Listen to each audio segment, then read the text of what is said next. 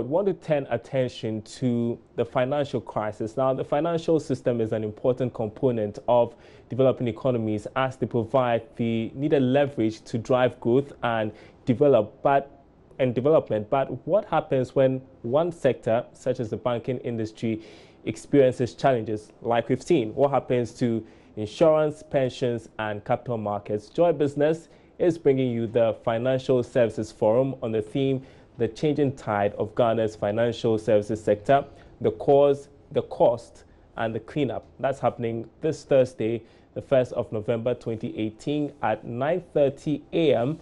at the Golden Tulip Hotel in Accra. You want to save that date. But here to walk us through the developments we have seen in the financial sector is Joy Business analyst and researcher Philip Namfori. Great to have you in studio, Philip. Thank you very much. So now, remind us of what started all of this, the trigger for this financial crisis that we have seen. Okay, so I'll take us back to last year in August when we heard news of Capital Bank and UT Bank being purchased and assumed by TCB Bank. When the Bank of Ghana came out with some of the reasons why, the initial reasons, it boiled down to their solvency. Essentially, they didn't have enough assets to cover their, more or less, their losses or their liabilities. But the root causes, they said, was corporate governance. We went down 1 year and we saw a number of releases from the Bank of Ghana. This bank has been appointed an advisor, or this bank has been put under administration. Then on August 1st, you and I were here when we heard 5 banks went under. So yes, the banking sector has been under the spotlight, and the discussions have focused on this, but there are other parts that need to be explored.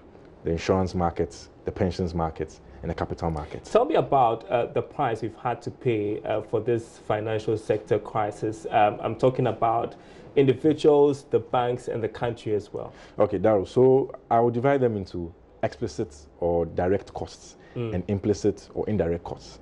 The ones we see are what we see.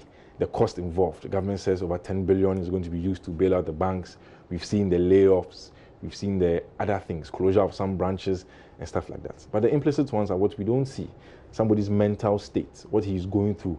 And then the other links to the parts of the financial sector that we're not very, should I say, aligned to or informed about. And these are some of the costs that we see. I had a discussion with Dr. Daniel Sedo. He's a financial consultant, where we discussed the ripple effects of this banking crisis. And he also spoke about a new regulatory framework which we should use in the approach to our regulation. So let's take a listen to him. Take it from the lowest angle. That wache seller who is at the corner of the bank that staff go and buy from would be out of business. If there are other service providers to banks, no doubt. Most of those people will be out of business because you had 5 banks, now it's 1. And there's closeness of proximity of branches, so some of those branches will be closed down. Staff will be laid off. So whom are you providing the services for? In my view, there are lessons that we need to learn from these things. Because, like I keep saying, it happened 30 years ago, we didn't learn. Now it is happening. So we need to pay attention to the consequential effects. It's deeper than we are all thinking. It will drag on for a while. It's not going to go away in 1 day, in 1 month. You can hear everybody talking about it. It would affect schools because ability to pay school fees will go down. It would affect the purchasing of insurance because people will not have disposable income. So it would even affect tithes, if we want to stretch it, because people do not have the money any longer. So it's a real issue. It's a life-threatening issue. And so we should be looking for a quick solution to re-establish the equilibrium that we have lost.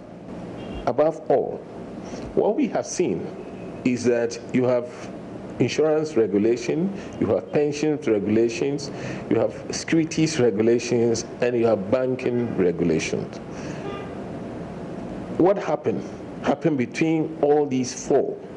It is time we start thinking of putting all these 4 regulatory institutions together.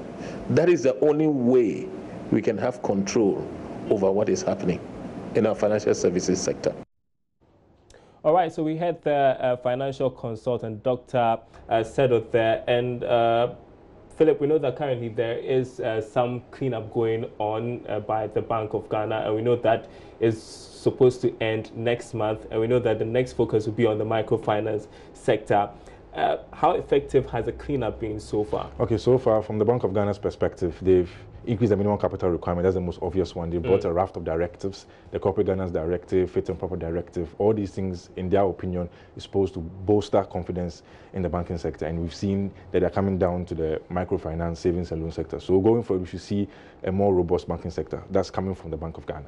Yeah, and I'm sure that in future we are going to talk about how this is having an effect on the other three sectors in the financial sector. Yes, important conversation to have. Thank you very much, Philip Namfori. He is our in-house researcher and analyst, bringing us some perspective to the financial crisis.